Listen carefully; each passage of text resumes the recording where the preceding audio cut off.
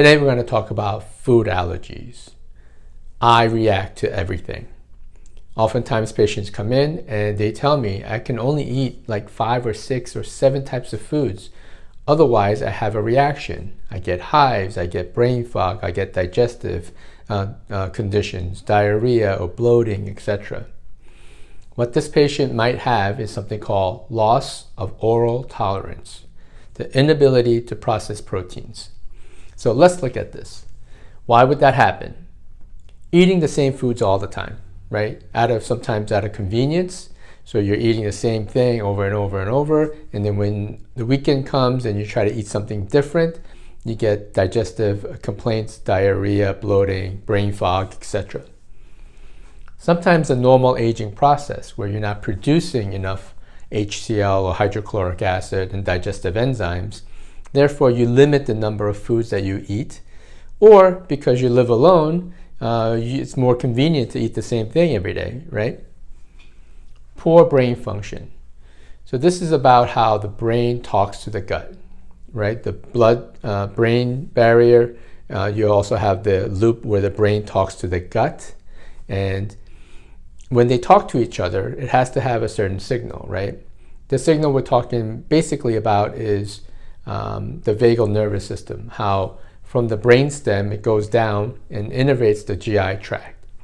So loss of brain function can certainly impact digestive issues. A classic example is when someone has a concussion and they have a brain injury.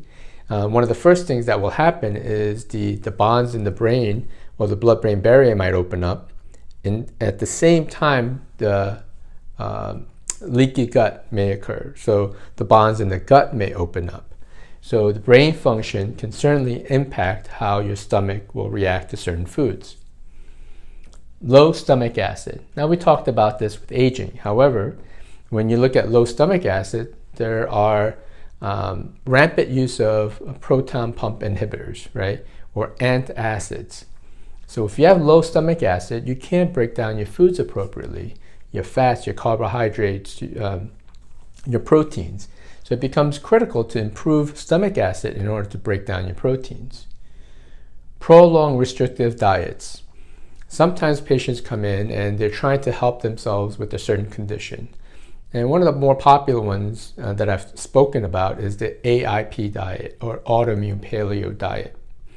Now, some patients come in and they're on an autoimmune paleo diet, but they sometimes are doing it incorrectly because they're just eating like 10 different types of things on the AIP menu, or they've been on it for years, right? But it's not really helping with their autoimmune condition.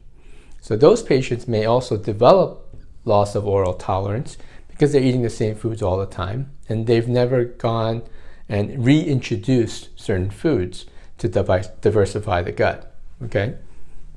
Now, you can also have intestinal disorders, inflammatory conditions in the GI tract, Crohn's disease, irritable bowel disease. So there's a lot of things that can happen with intestinal disorders, right? And then leaky gut or intestinal permeability. So the bonds in the GI tract open up and large proteins that should not cross into the bloodstream will cross, creating an immune response. So a leaky gut issue can be a problem, right? So what is some of the mechanisms? I like to talk about one specific type, and this is actually an immune dysregulation, right?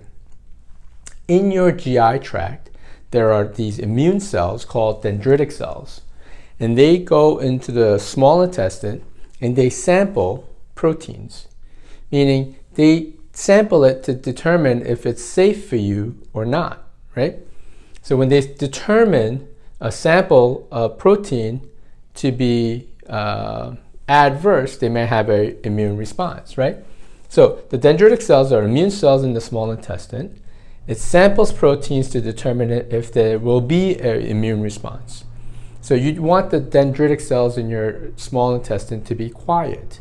You don't want it to overreact, right?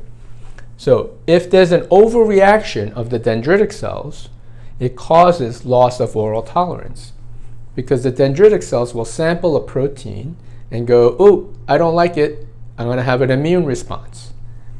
So This overreaction of dendritic cells or immune cells in the small intestine that sample proteins will overreact, causing abnormal food reactions, or quote-unquote food allergies.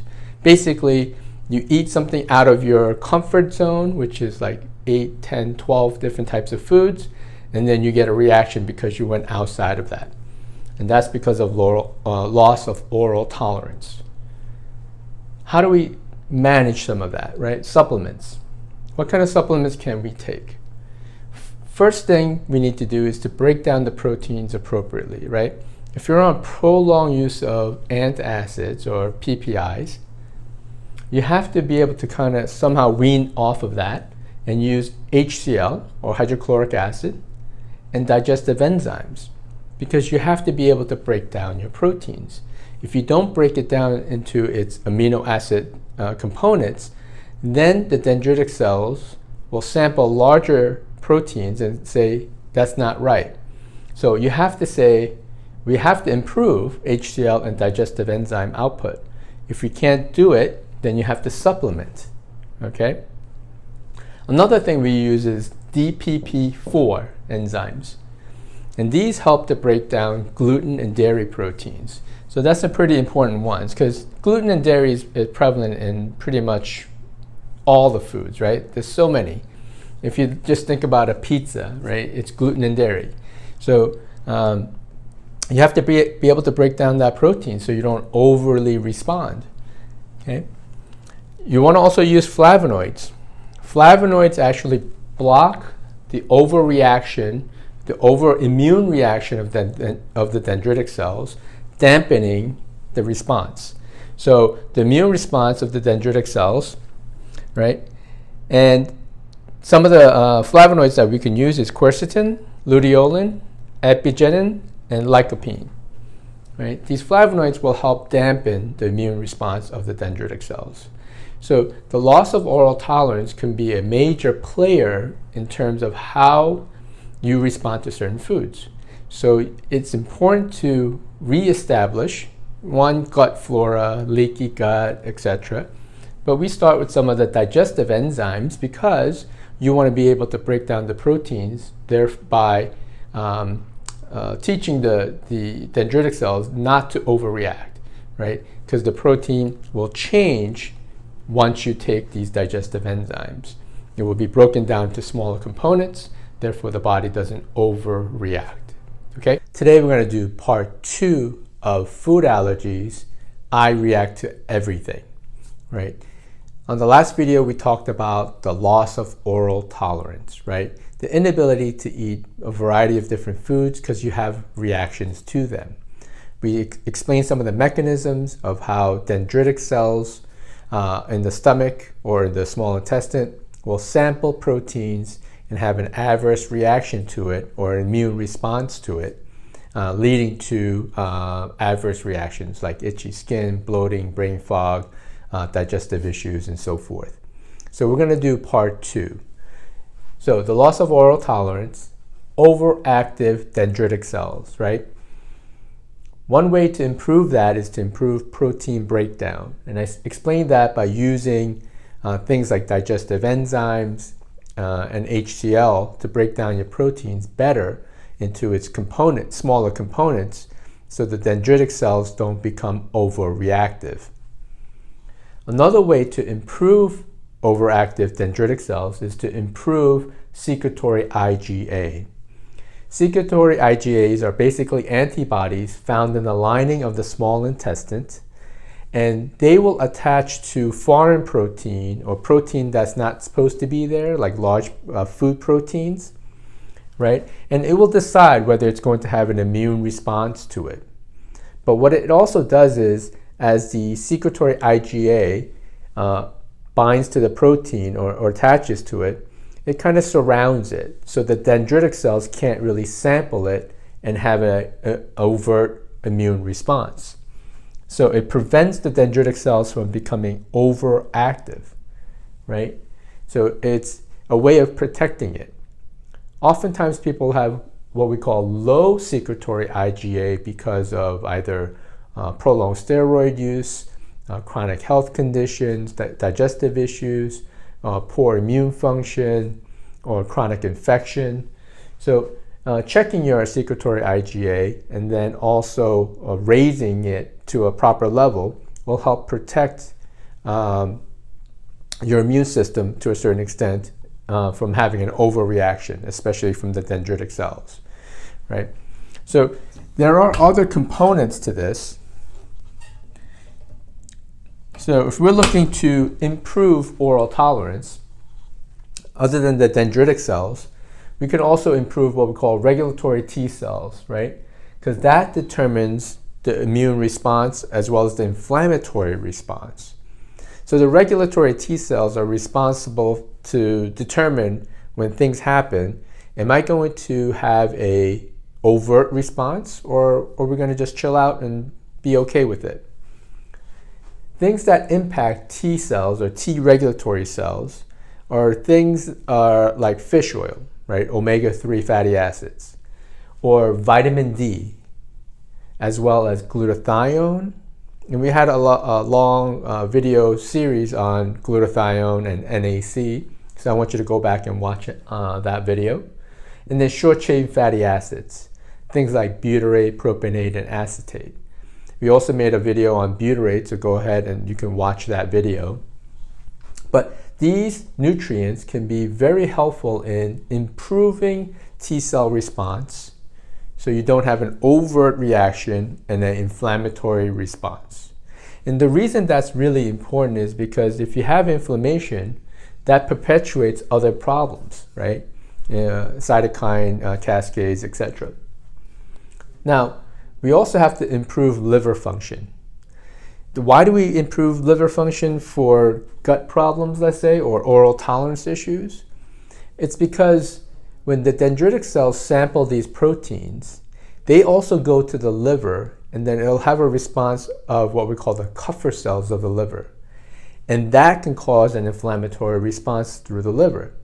So we want the liver functioning at a high level, making sure all the methylation, glucuronidation, sulfation, all these processes that occur through the liver are working properly to reduce the immune response to dendritic cells.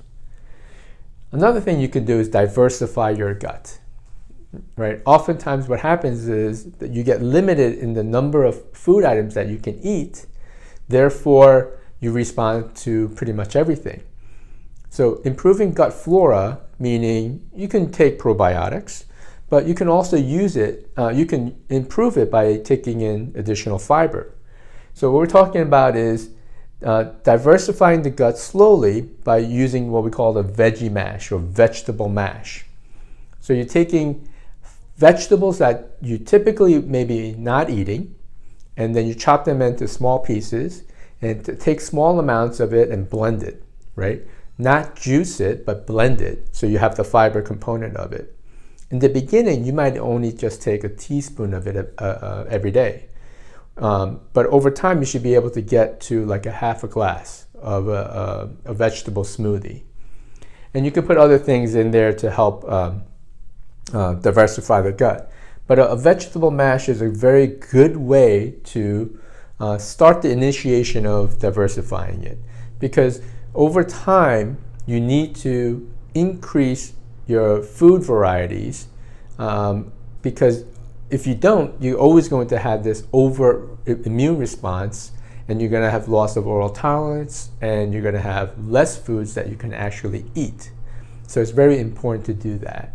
So let's go ahead and recap. We have to improve dendritic cell function, right? Using digestive enzymes, HCl. You also have to improve secretory IgA function. And one way we can improve secretory IgA function is taking a high dose of vitamin A in retinol form, right? You can take in up to 5,000 international units of it. And then we have to improve T regulatory cells, as well as liver function, and diversify the gut. So we've kind of recapped what we can do to improve oral tolerance issues. So you can go ahead and research some of this, because this is not a topic that is often spoken about, oral tolerance. We just think that we have a food allergy, and the food allergy is, I have to avoid all these foods. That may not be the issue, right? One of the tests that we use in this office to determine if maybe a patient might have loss of oral tolerance is a lab called Cyrex Labs, and they use a IgG and IgA response for food. So what they do is they'll check like 150 different foods, right? Cooked and uncooked. And let's say you do the test and you react to like 80 of them. 80 different foods, all of a sudden you have an immune response to. That is a pretty classic example of someone who's lost oral tolerance. The inability to digest the foods normally without having an immune response. So they have reactions to many types of foods, which they shouldn't have. So they've lost their oral tolerance. So those are the patients we want to go through this process of addressing dendritic cell issues, liver function, diversifying the gut, right? It's very important to do that because there's a lot of people who are actually suffering from this condition, okay? Today we're going to talk about food sensitivity testing. I'm going to give you some basic information and what I think is the best test for food sensitivity and some ins and outs and when not to do food sensitivity testing. So let's get right into it. In this chart we have a response and time. So on day one, if you had a food that we consider that you are sensitive to, let's say gluten, okay? If you are sensitive to gluten and you ate the food on day one, okay, right in here, you may have a symptom related to that gluten response, okay? So I'm going to ask you a question. I want you to answer it before you move forward.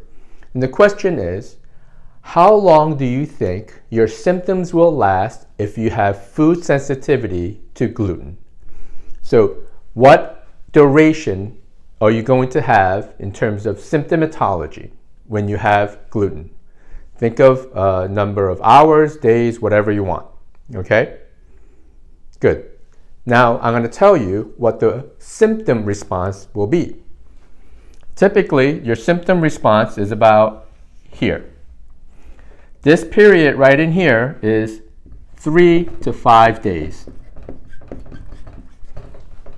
Okay?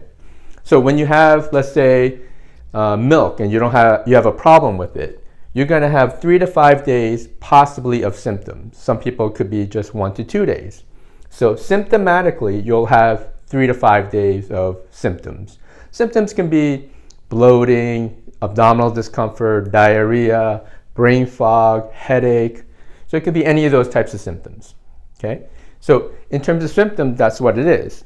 But if you look at the immunological response, what is the immune response related to gluten or dairy or whatever food that you are sensitive to? Think about how long the immune response is going to last. I'll give you a second. Think of a number. Is it days, whatever it is, okay? How long does the immune response last? Good. The immune response will last anywhere from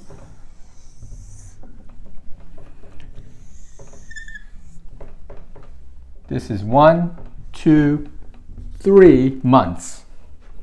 Your immune response can last up to 3 months or even longer depending on how you're doing the food testing. So most people will come in and they go, I've been so good, I've been eating so clean for a week, and over the weekend I had a pizza, okay? So they may have a symptom for 3 to 5 days, but the immunological response is lasting 2 to 3 months, okay, at least. So let's say you have it every 7 days.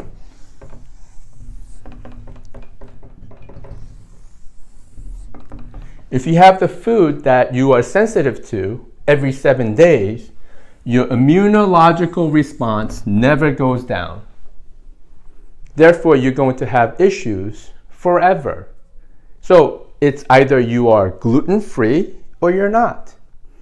And you have to be gluten-free or dairy-free for a minimum 2 months. And you probably want to go even longer than that, okay? So let me explain a little bit more.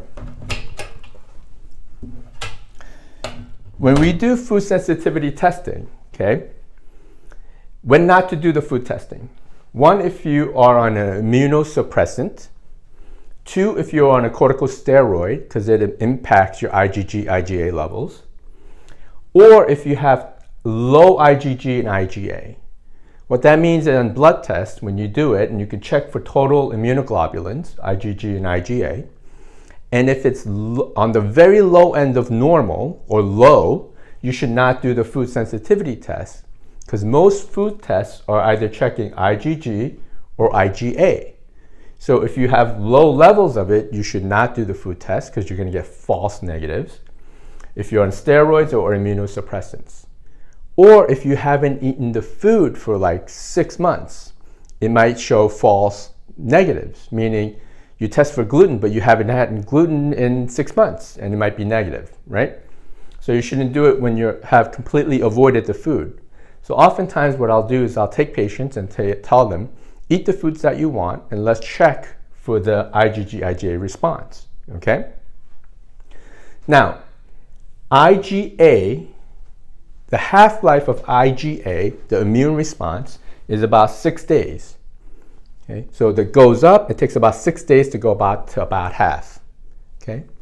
In order to get the IgA levels down significantly, it takes about 7 half-life cycles. So 7 times 4 is 42 days. So a minimum of 42 days, preferably 60 days in my opinion, is what you want to be in terms of being totally gluten-free or dairy-free. The IgG response, the half-life is 22 days. So if you went through 7 half-life cycles, it'll be 154 days or 6 months. So IgA, IgG. Why do we test both? Because some people have more of an exuberant response for IgA and some people have more IgGs.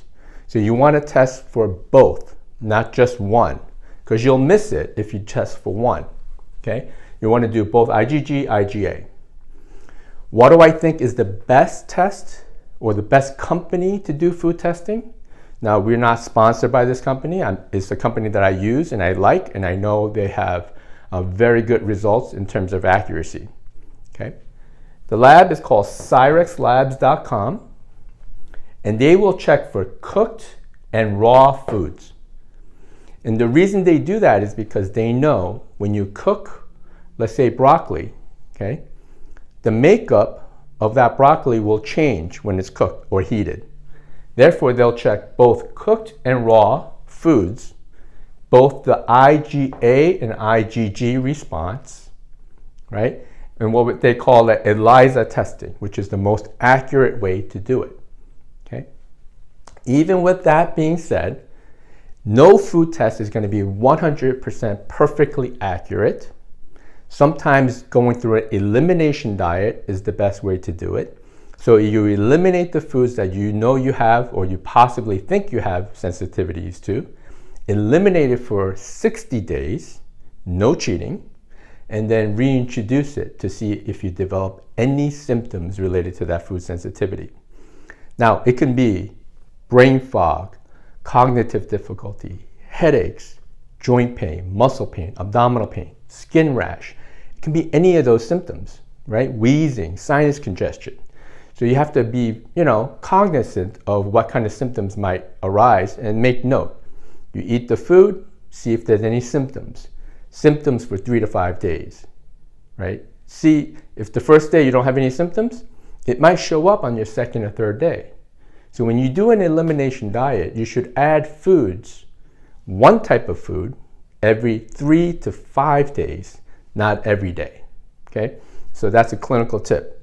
Add food every 3 to 5 days in order to know if you have a symptom related to that food. Today we're going to talk about the best alternative to soy sauce for those people who have celiac disease and gluten sensitivity. A lot of people don't realize that soy sauce actually has wheat in it, and it can be detrimental to the health of those people who are sensitive to gluten. So let's get right into it. best alternatives for celiac and gluten-sensitive patients. So, gluten is found in wheat, rye, barley, and other grains. And if you look at bread, pasta, baked goods, even beer, they all contain wheat. Gluten causes inflammatory response in the GI tract and other tissues, especially the central nervous system and peripheral nervous system. What that means is that gluten not only impacts the GI tract, it impacts neurological tissue, causing brain fog, short-term memory issues, peripheral neuropathy. So gluten can be detrimental in many ways. So soy sauce actually has soy and wheat that's fermented, okay? So when you use soy sauce for those very sensitive people, especially celiac patients and gluten-sensitive people, it can cause an inflammatory response. Now, there are gluten-free alternatives coming out. The soy sauce, they'll use rice and soy. Sometimes with problems that might arise with rice is that it cross-reacts, meaning rice protein looks very similar to gluten protein, therefore you can react to rice in itself. So they'll use rice and soy in the fermented version, and also there's cross-contamination. So these companies that make soy sauce will also make gluten-free alternatives, but produce it in the same facility that they make the regular soy sauce. So sometimes there's cross-contamination of products, and you can have small amounts or minute amounts of gluten in there.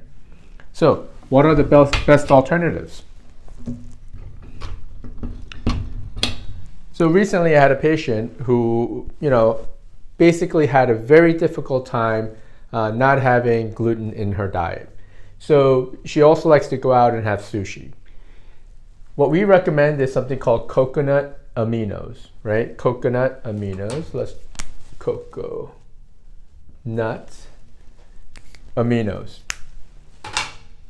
So coconut amino comes from fermented sap of coconut palm and sea salt. That's pretty much it. It tastes a little bit sweeter than regular soy sauce, but you don't really taste coconut in it, and it's a very good alternative to soy sauce.